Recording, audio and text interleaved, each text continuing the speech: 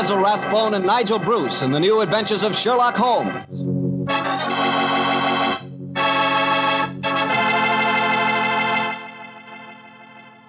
Invite you to listen to Dr. Watson tell us another exciting adventure he shared with his old friend, that master detective, Sherlock Holmes.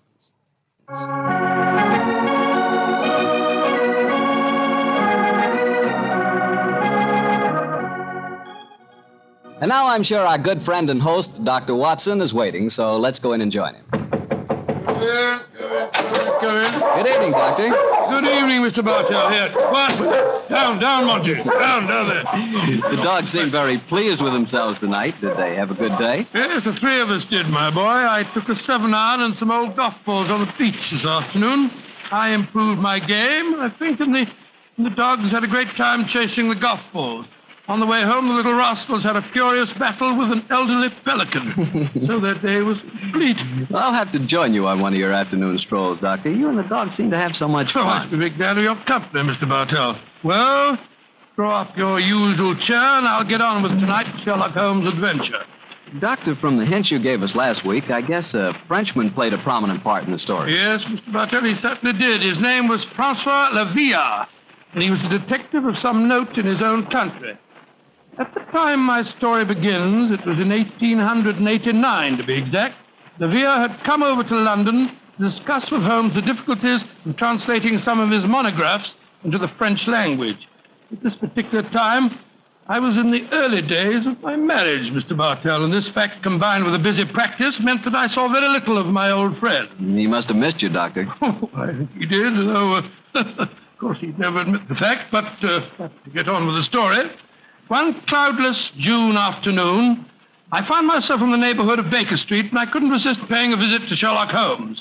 Mrs. Hudson was out, but having retained my old latchkey, I let myself in and mounted the familiar stairs. It gave me a strange feeling as I raised my hand to knock on what had been once my own living room door.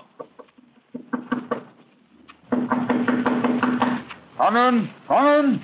Monsieur Holmes, I'm sure I that... see. I beg your pardon. Watson, my dear fellow, how very nice to see you again. Oh, I'm glad to see you, too, Holmes. I am sorry I interrupted you. I didn't know that you had company. Not at all. We're delighted, aren't we, Lavillard? Mais oui. Watson, this is Monsieur Lavillard. How do you do, sir? Enchanté, monsieur. I have often wished to meet the so charming Dr. Watson. Holmes has told me a great deal about you. That's very nice of you, sir. Very nice of you. Marriage suits you, Watson. You look in splendid shape. Gained a little weight, haven't you? Yes, I can have a few It becomes you, pounds. dear fellow. Now sit down, will you? You're sure that I'm not interrupting you in some important discussion? Oh, no, mon cher docteur. We were having a good-natured argument on the relative abilities of the French criminal compared to the English. You must lend me your support, Watson. Monsieur Villard is convinced that the English criminal is a very dull dog indeed. Well, we've met some far from dull ones in our time, I assure you, Monsieur Lavillard. The exceptions rather than the rule, I fear, mon cher docteur. You are stubborn, aren't you, Lavillard? Oh, believe me, my dear friend, that I will yield to no one in my admiration of your knowledge and skill. What can happen to interest you in this land of gray fogs, boiled potatoes, and pots of tea? Well, upon my soul, sir, you're not very flattering. Oh, don't be so Boiled insular, potatoes. Watson. Oh, I meant no offense, my friend. Well, you say that the English criminal is dull. Perhaps if you were to read a published story of mine called A Study in Scarlet, you'd think differently. It tells of a very exciting adventure that Holmes and I had together. I have read it, my friend. Well, An extremely gripping story, Oh, but God, you- surely you will admit that the crime was essentially of American origin. He's right, Watson. He's perfectly right. Tell me, what can I do to vindicate the dishonor of the London criminal? Let me see. Oh, yes, a copy of today's Times. I shall introduce you to the section known as the agony column. Let me see where it is. Yes, this should convince you of the color and variety of English life. The agony column? It sounds most painful. What is it, Ray? personal column that is liable to contain anything from a lover's frantic appeal to his lady love to a ransom note. In my profession, I've frequently found it invaluable as a medium for contacting the underworld. Ah, yes, here we are. Oh, dear me. Today's column seems rather uninspired, I'm afraid. May I examine it? Yes, of course, here you are. Merci. If the lady who helped my little boy across the road at the corner of Threadneedle Street and High Auburn last Wednesday at 4 will get in touch with box 845, she will learn of something to her advantage. We can be more colorful than that in Paris, my friends. I think we can do better than that, too. Yeah. Look at this, will you? The printer must have been half asleep when he set up the type for this advertisement. Will any gentleman interested in discussing cryptography and cipher writing please communicate with Box X, QL 696, The Time? Why, I fail to find this message any more stirring than the preceding one. You notice the execrable printing, don't you? Indeed, I do. It is all mixed up. The first word, will, starts with a capital W and a capital I. The second word, any, starts with a small a, and then has a capital N and Y. It is a shocking example of typography. And when it occurs in a paper noted for its excellence in typesetting, one realizes that this is no mistake. What do you mean, huh? This is undoubtedly a code message. Oh, come now, my friend. I defy even you to make a mystery out of a printer's negligence. I accept your challenge, my dear Leviat. If you recall, the Baconian bilateral cipher depends upon the use of two sizes of type. If we group the letters in units of 5, the arrangements of small and capital letters within the groups should give us the message. Let me see now. 2 capital letters followed by 3 small. Gives us the letter H. Then 2 capitals, 1 small, and 2 capitals. Yes, there you are. That gives us E. I still think you are trying to make an adventure out of a mere printing accident. No mere printing accident could so readily fall into one of the great traditional ciphers. Now, let's go on with it. This message reads, H-E-L, H-E-L-P, help, Q, U-U-I-L, help, quilter, E-M-E-L-M, Elms, help, quilter, Elms, P-E-N, Penge, help, quilter, Elms, Penge. Help, quilter, Elms, Penge. What does that mean? Well, presumably that a man named Quilter, who lives at a house called the Elms in the village of Penge, needs help. Ah, I see it now. A helpless victim held prisoner. He smuggles out this message as a harmless personal with strict instructions that will be printed in this art form. He knows that the amateurs of cryptography to whom it is addressed will decipher his call for help. Voila. And, Sylvia, you seem ready to grant that adventure can exist in London. The advantage, my dear After all. Watson, of a more mercurial temperament than we Englishmen possess. Well, Livia, what about it?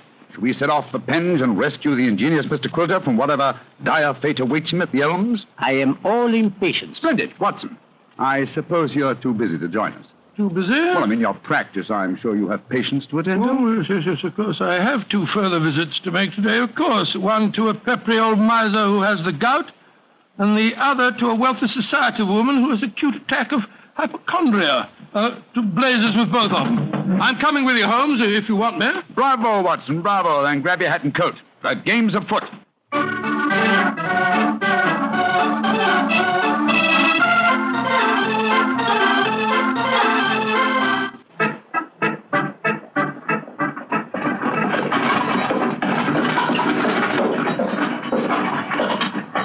Here you are, gents. The Helms Pin. Nice afternoon for a drive, wasn't it? Afraid it'll cost you 15 bob, though. There's a sovereign for you. You can keep the change. Blimey, thank you, Governor.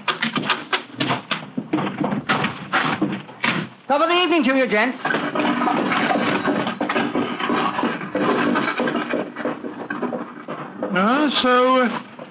So this is the Elms, eh? It's quite a bit of land for such a modest neighborhood. To call it the Elms seems remarkably inappropriate. I cannot see an elm tree in sight. So you see, Livia, the English have more imagination than you give them credit for. Are you just going to walk up to the front door and knock, Holmes? Why not? The direct approach is often the most satisfactory. Oh, you disappoint me. I had hoped that perhaps you would adopt one of the disguises in which you are so adept, I am told. Since it's unlikely that these people know me by sight, that hardly seems necessary. However, I trust that this little problem may reward you with some colorful highlights before we're through. Great Scott, revolver shots. They came from the house. Ah, we are too late. Mr. Quilter has been murdered. I think not. You will observe that the next-door neighbor to the Elms was mowing his front lawn as we drove up. He's still engaged in the same occupation. Obviously, revolver shots attract little attention in this vicinity. Mon Dieu, you mean that violence and sudden death are so common that they do not attract even a passing interest? Oh, no, Livia. Even the British are not that phlegmatic. Then what is the answer to those shots, Holmes? That some member of this household is addicted to pistol practice. The fact that a shooting target is nailed to the back of the fence over there would further support the theory. That's rather ominous, in my opinion. Well, here we are at the front door. Let's keep our wits about us anyway. Are you carrying a revolver, Dr. Watson? No, only a stethoscope. I'm afraid I was prepared for sickness when I left the house today and not for crime. I, too, am unarmed. How about you, Monsieur Holmes? Only a magnifying glass, I'm afraid. Hardly a lethal weapon. Yes? My friends and I were calling on Mr. Quilter. Oh? Who are you? My name is Sherlock Holmes, and these are my friends, Dr. Watson and Monsieur Levilla. How do you do? How do you do? Is this a Quilter expected? I don't know. We read his advertisement in the agony column of the Times today and came down here at once. Are you a relation of his? I'm his niece. My name is Doris Faversham. Come in, won't you? Thank you. Miss Faversham, I suppose it is. Yes, Doctor. It's Miss Faversham. Well, we heard 3 revolver shots as we were walking up the driveway. They gave us quite a start. Yes, mademoiselle. We were afraid that we might have arrived at a time of tragedy. Exactly. Tragedy. Oh, my hobby is revolver shooting. I was doing some target practice in the back garden as you arrived. Revolver shooting, Miss Faversham. Oh, that's very interesting. I flatter myself that I'm something of a marksman myself. Really? Mm-hmm. Well, perhaps we can have a match. Won't you sit down? Oh, your challenge intrigues me, Miss Faversham, but before I accept it, I should like to see Mr. Quilter. Uncle George is paralyzed, you know. Spends all his time in a wheelchair. I'm not at all sure he'll see you. Well, at least you can ask him, can't you, Miss Faversham? It is his custom at this time of day to take a little nap. Perhaps tomorrow. Doris! He's still awake. Yes, Uncle. Who's in there? Some men that have come to see you, Uncle. Well, bring them in. Follow me, please, gentlemen.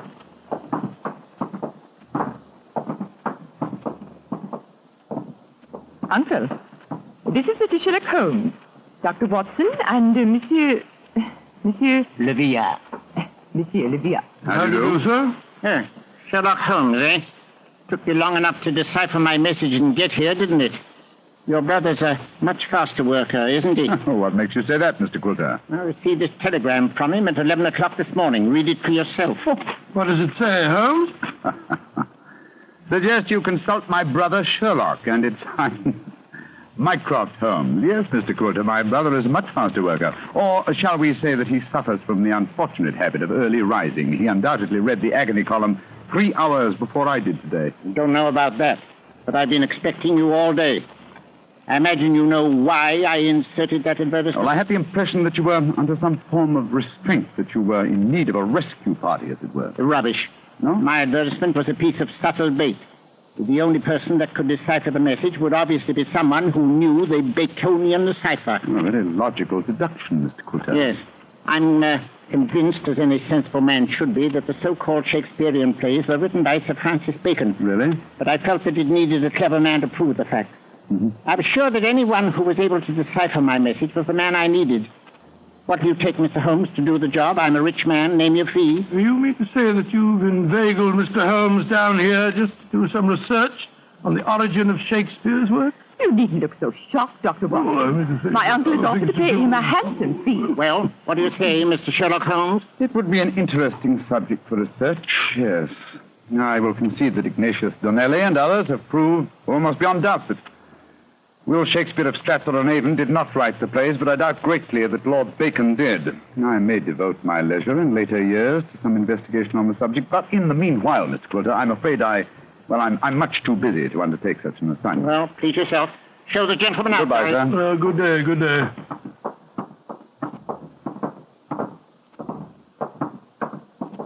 Too bad you had this long drive down here for nothing, gentlemen. Yes, I'm afraid I quite agree. It would seem to me that your uncle has a distinct talent for practical joking, mademoiselle. Uncle? Oh, Uncle never made a joke in his life. Mr. Holmes, now that you're here, perhaps you'd like to indulge in a little shooting match. Thank you, Miss Faversham, but as I told your uncle, I'm a busy man. Good evening to you. Goodbye, gentlemen. Goodbye. Holmes, old fellow, you're losing your touch. You'd never have made a blunder like this if I'd still been with you.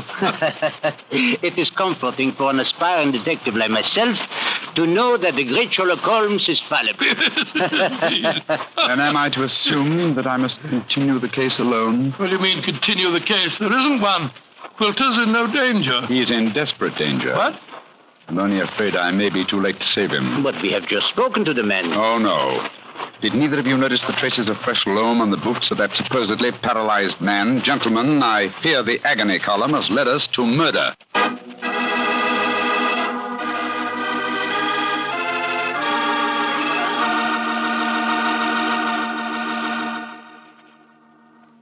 You'll hear the rest of Dr. Watson's story in just a second.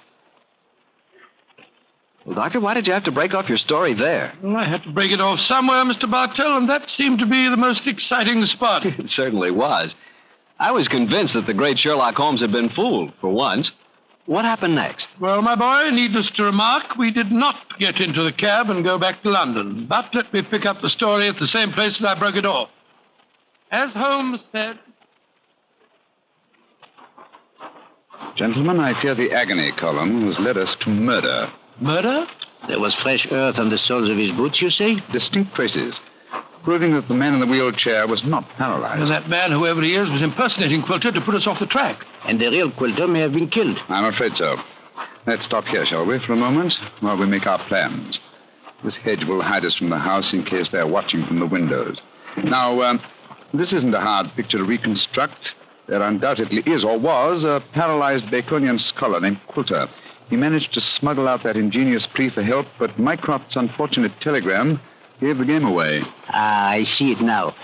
The people in there holding him prisoner forced him to reveal what he had done. And what they may have done to him, heaven alone knows. One of the criminals, guessing from the telegram that I might appear in the case, posed as the crippled Quilter. What's our next move, Holmes? Remember that singularly unattractive young lady skilled with a revolver? We must search the grounds as unobtrusively as we can. Search the grounds for what? I can answer that question, Monsieur Docteur. We search for signs of the freshly turned earth of a grave.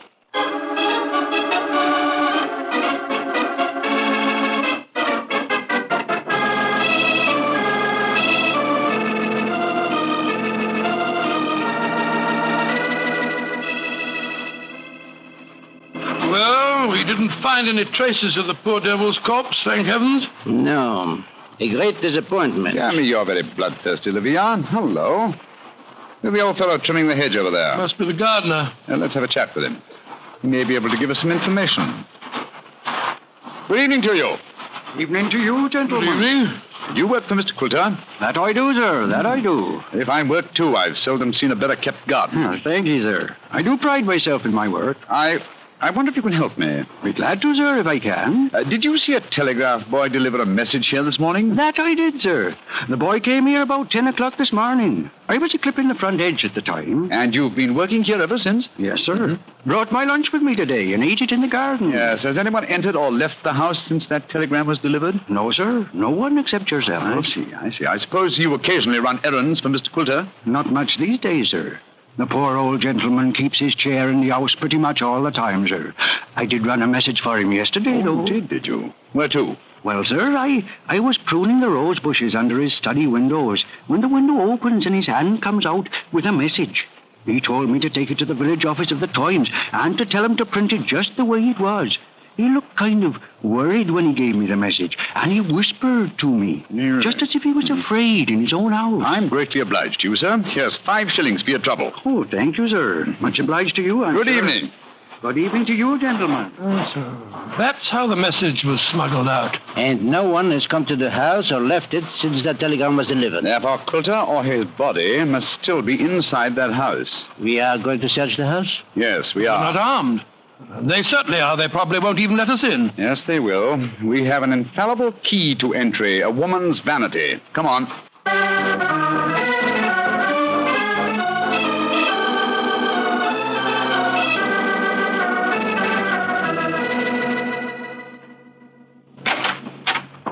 Oh, so you came back. I thought you wouldn't be able to resist my challenge to a pistol match, Mr. Holmes. Exactly, Miss Faversham. We had difficulty in finding a cab and decided to take a train back to London. There was an hour's wait, so, well, I thought I'd accept your challenge. Good. Come in. We'll go into the back garden. Don't talk loudly. I think Uncle's asleep in the next Yes. room. Don't bring anyone in here, Doris. I want to sleep. All right, Uncle. This way, gentlemen. If your uncle wants to sleep, it seems an odd sort of lullaby. Should you do this for... He's used to that, Doctor.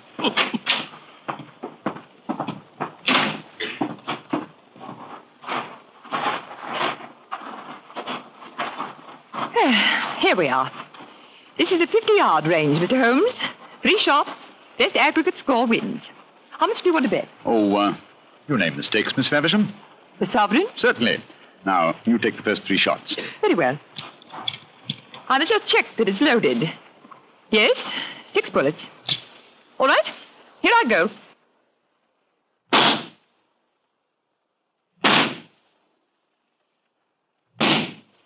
Bravo, Miss Faversham, bravo. Splendid. A bullseye and 2 winners. I can do better. Your turn, Mr. Holmes.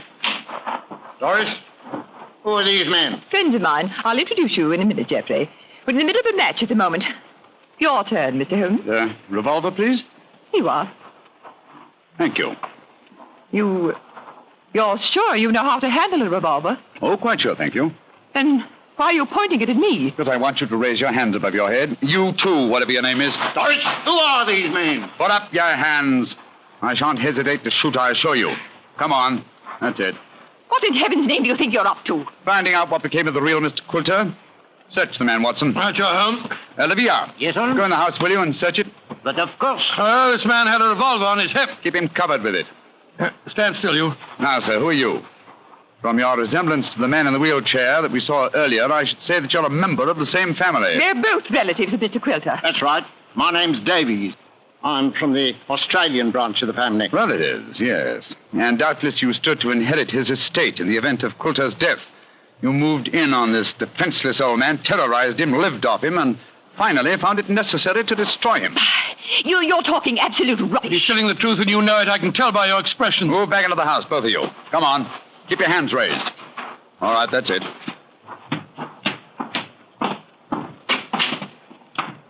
All right, lead the way to the study.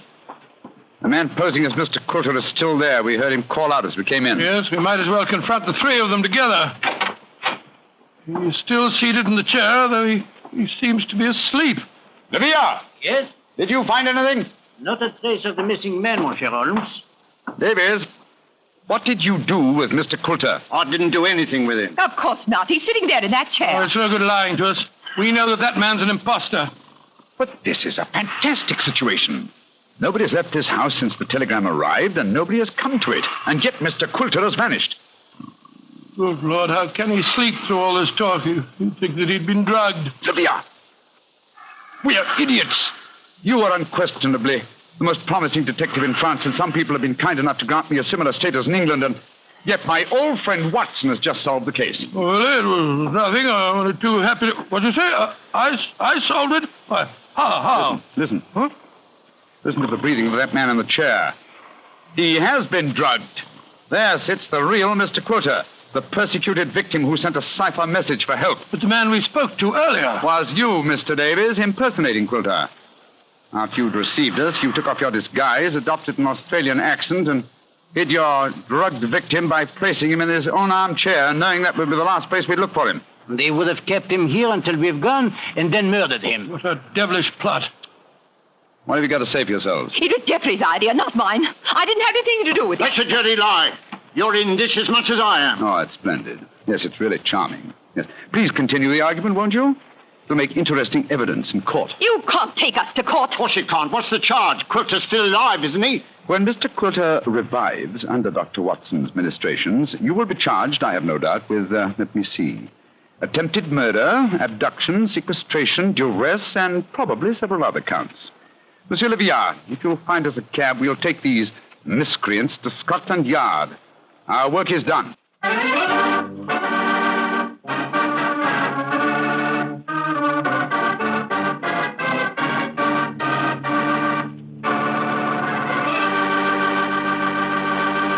Doctor, that was a fine story.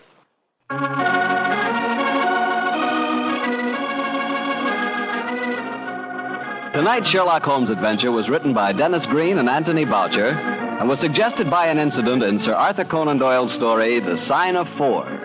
Music is by Dean Fossler. Mr. Rathbone appears through the courtesy of Metro-Goldwyn-Mayer, and Mr. Bruce through the courtesy of Universal Pictures, where they are now starring in the Sherlock Holmes series. Tune in again next week, same time, same station. Sherlock Holmes comes to you from our Hollywood studios.